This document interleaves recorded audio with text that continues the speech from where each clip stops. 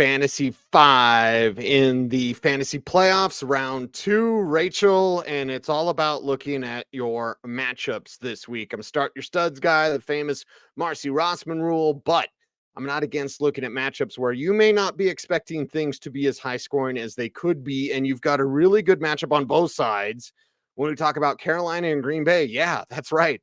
So you may be looking to Jonathan Mingo in the second round of the fantasy playoffs going up against Eric Stokes with Green Bay. That's a really good matchup for that team. On the flip side of that, you've got two guys in Romeo Dobbs, Dontavian Wicks, going up against Carolina as the Packers passing game gets a little bit more robust than people think. I think that could be a better back and forth than some people are looking at. And in the fantasy playoffs, got a lot of injuries to go over, and that's changing things of what you're looking at when it comes at the running back position.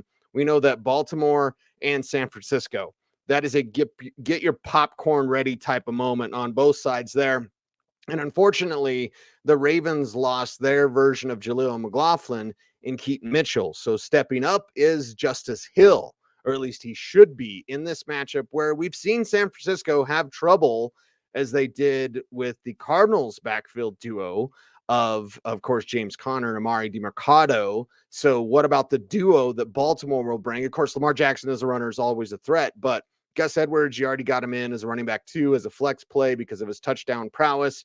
But what about that change of pace back? What about that speed back? That's where a guy like Justice Hill could come through as a sleeper this week. And then as we look to the Denver Broncos, I think with the snow and the weather, it's going to be somewhat of a snow plow game. That gives me a little more hope for Samaje Perine and Javonte Williams, but both as what the heck flexes this week. Cortland Sutton, wide receiver 2, would flex.